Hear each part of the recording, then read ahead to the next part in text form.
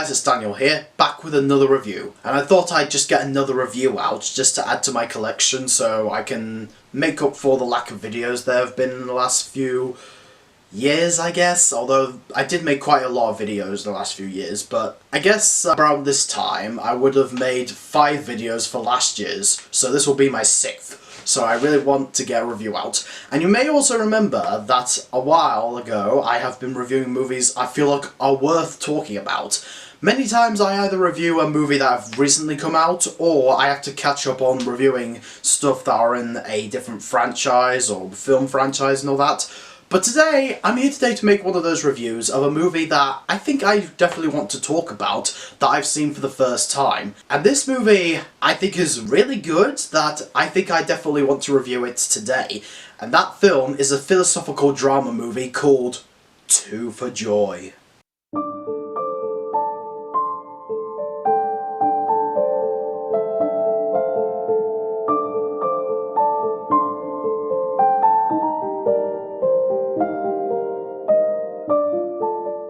So Two for Joy follows a mother named Aisha who is struggling with grieving of the loss of her husband, and her kids, Violet and Troy, have been up to their own little problems as well, with Vi struggling to look after the family after the loss of her father, and Troy getting up to really bad plans and situations after losing his father. And it basically follows this family as they take a holiday to a caravan park, as they meet another family who also have their own set of troubles, and unfortunately things don't seem to work out too well after Troy meets the daughter of that family. So, I heard of this movie when I was scrolling through filmographies for like actresses like Samantha Morton or Billie Piper, and I saw this movie in their filmography and I was like, I wonder what this is. Especially when I saw the poster for it, and when I saw the trailer, I thought,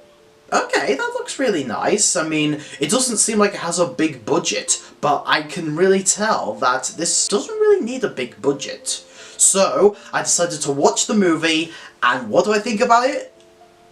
Wow, that was definitely a sad, sometimes kind of disturbing movie. And I mean that in the right way, because this movie definitely goes out of its way to show that loss can lead to dark paths, whether it's people feeling guilty about themselves, or it's people getting up to troubles and acting out as a very disturbing coping mechanism. And I guess I'll just get that out of the way as my first big thing I love about the film, and that is, the film really goes out of its way to show realistic and brutal results in loss in family, or problems in family, because the multiple things that these characters are going through really made me feel for their situation. I really felt for Aisha's guilt, I really felt for Vi's struggles, and Troy, I was shocked about what he was doing. I was like, oh no, please don't do that. But I get it, what he was going through, because these characters are having their own set of troubles besides the loss of the father of the family, with Vi struggling with the future of her own exams, and Troy being influenced by the wrongness of the outside world. And I thought that this film definitely did a fantastic job at showing brutal reality, demonstrating why some of these things, these actions, especially the actions that Troy and the girl that he meets are doing, is very not right, and it's a really perfect representation of the kind of kids that kids shouldn't grow up to be, while also still framing it as a tragedy, because even though some of these characters can say the most hurtful and do the most hurtful and not right things, there's still a reason behind it, and you're still meant to feel sympathy towards them. And I think that the film did a fantastic job at demonstrating those problems and those dilemmas and emotions. Another thing I loved about this film was the direction. I thought the direction was perfectly well done, because this film was directed by a photographer and first-time director, Tom Beard, and he also wrote the script for this movie. I think that the direction, the writing, and the cinematography combined the visual vision of Tom Beard was really well presented and picked for good choices, because the camera that they use definitely looks like it was like an old-fashioned photography camera, and I think it added a sense of realism into the film, because yes, this film doesn't really have a high budget, but the way that the film is shot and the multiple objects or people that the camera focuses on really makes it feel more bigger than the budget allows it to be, because Tom definitely focuses on a lot of key elements in the story to make you really guess a lot of things and make you really think about what the characters are going through.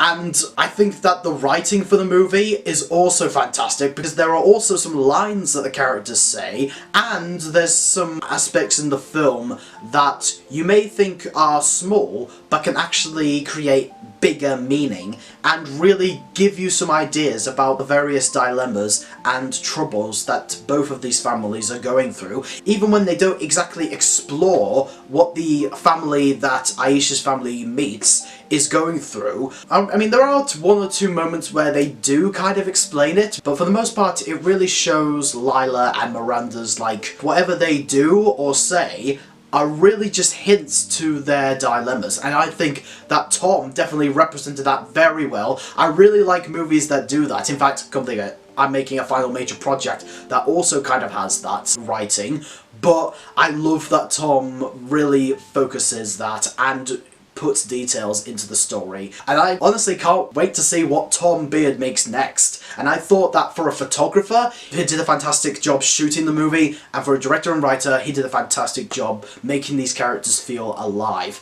And speaking of the characters, we have the acting in the characters that is some of the most realistic and also favoritism kind of performances and actors ever in a movie. Like, we have Samantha Morton as Aisha, a woman that is really struggling with the loss of her husband, and she really goes out of her way to convey emotions of guilt, as she feels like she doesn't really feel like she's capable of feeling no guilt for the loss of her husband, and you really feel the situation that she's going through, because she doesn't really get out of bed that much. She really just sits around thinking to herself. But it's really hard to disagree with her, because you understand why she's doing that, but at the same time, she also has a good heart and love for her children, and if she's concerned for her children, or if she finds out something disturbing about her children, she doesn't go out of her way to just yell at them or say that they're being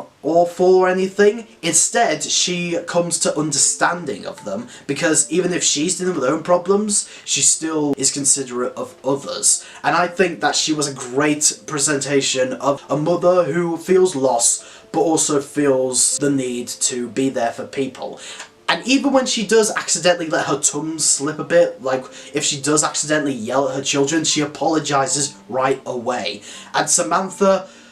man, I love actors that really go out of the way to feel, like, really get into their characters, and I thought she was fantastic. This is definitely, I've seen a few performances with Samantha, but this is definitely one of her best. And then we have Emilia Jones as the character of Violet, or Vi for short. Now, I haven't exactly seen Emilia Jones in a lot of stuff. I mean, I think the only thing I saw her in was Horrible Histories, the movie. Aside from that, I've not seen Lock and Key, and I've not seen Coda.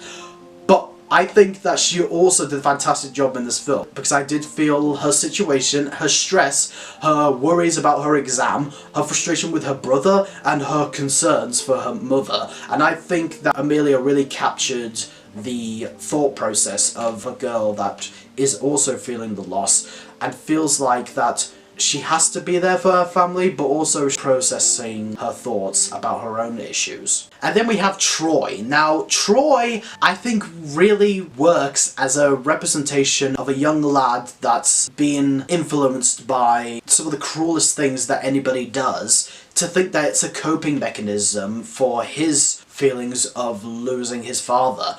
Of course, a lot of people wouldn't do the things that he does in the film, but what I think is that he's meant to be a representation of the kind of boys or people that people shouldn't grow up to be, But at the same time, I like how the film still frames it as a tragedy, and we're meant to feel sorry for his lack of restraint from doing these kinds of things, even though he has his own emotions and personality himself, because he can be very worried or a bit shy when it comes to coming across other people, or even coming across Miranda, who really is like an even more extreme version of Troy, and I'll get to that in a bit. And even though the character of Troy doesn't say a word for most of the movie, it's his visual representations on his face that does all the speaking. And I think that the actor who portrays him gave an amazing child performance to make it really feel like this boy's going through some of the most disturbing things ever, but really captures realistic results and reactions to these things.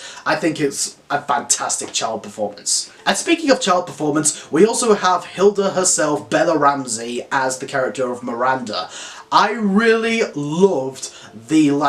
real push that she gives to the performance of Miranda, because Miranda, like I said, is meant to be a bit more of an extreme version of Troy, because she also is influenced by her anger and her resentment towards her family,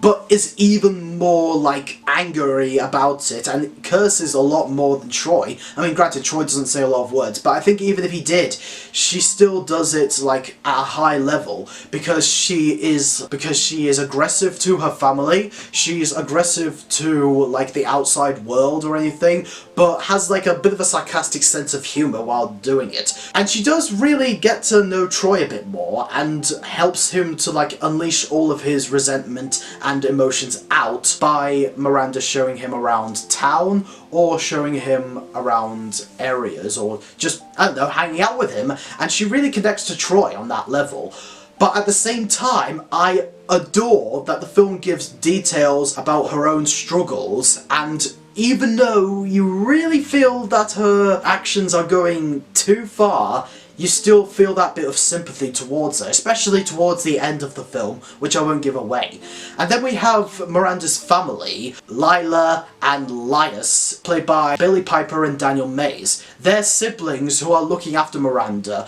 Lila being the mother of Miranda, who I also think was fantastically played by Billy Piper, who, fun fact, is in Doctor Who. And this is definitely different from her role as Rose Tyler, because with Rose Tyler, she definitely has emotional moments, but she doesn't feel like she has that same level of tragedy compared to Lila, because Lila, I can see where Miranda gets her language or her actions from, because Lila also has that kind of personality, but also she has humanity and realism and her own moments where she does want to help Aisha out with her struggles. That really does make us feel sympathy towards her. But I think her main purpose in the film is to serve as a reflection of Aisha, because they both have gone through struggles and emotional losses, but the film gives details that Lila has gone through even more struggles and disturbances in her life that makes her act out in really angry but also over-emotional way, and it kind of shows the kind of person that Aisha could become if she keeps letting the guilt of her husband's loss consume her. But Lila definitely helps Aisha to grieve over the loss, and I think they both had a good bond with each other. And Lias, I will say that out of all the characters, he's definitely the one who feels the most upbeat, even though he also has his own set of troubles, because he's definitely a positive kind of person. He's a very nice and humane man who really wants to show the kids a good time and also show the family a good time around the holiday home. I think that he really felt like a sense of hope in these deep, dark times, and I thought that Daniel Mays did a fantastic job presenting that. It's these characters and the writing done by Tom Beard that really gives the movie a lot of symbolism and commentary on the various troubles that people can go through, the various actions that people can commit as a way of either coping or just a way of acting out.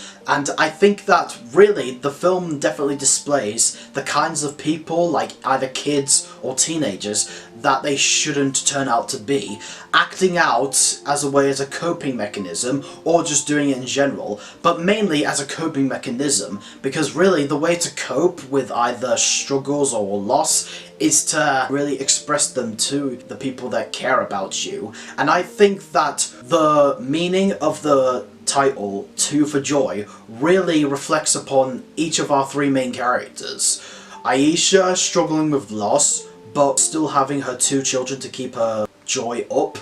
Vi struggling with like the pressure of looking after her family, but still having the love for her two members of her family, and Troy acting out of emotion, trying to push his family away, but still knowing that his family cares about him. And I think that the title Two for Joy really symbolises it very well, and I think Two for Joy might even have another meaning if I watch the movie again, which I definitely would watch it again to find even more stuff to love about it. And the last thing that I loved about Two for Joy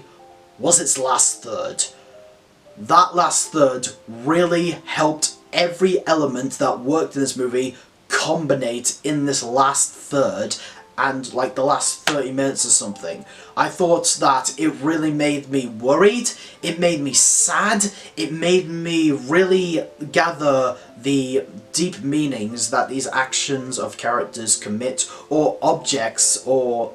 animals or something, because animals, including the two magpies, really symbolise more, and it just made me really admire this art of film. It really is another installment of cinema that I can really be inspired by and want to act in a movie like this, or maybe even write or direct a movie like this, but it's one of these kinds of movies that I absolutely love. I will say, this film might not be for everyone, especially those who are kind of disturbed by the different themes that this film tackles. So I'll say it might not be for everyone, but for some people who can handle these kinds of themes and just love film in general, I think that this would be a great example of a movie you can show yourself to really capture the art of film in a different light. And I thought the movie was fantastic in that, and I'm going to give it a 5 out of 5. It's a masterpiece, and if you guys really want to go see it, definitely go check it out. And I'm actually kind of looking forward to watching it again to find even more stuff to love about it, and to really like find some more details in the movie that really gives the film its meaning. So anyway, what do you think of the movie if you've seen it? Do you love it? Do you hate it? And what film was directed by a first-time director that you felt like gave a lot of meaning and symbolism? Let me know in the comment section below. More videos to come, and I'm Daniel reviewing movies, TV shows, doing videos, and I thought that this was a great movie to review. Till then, peace out, man.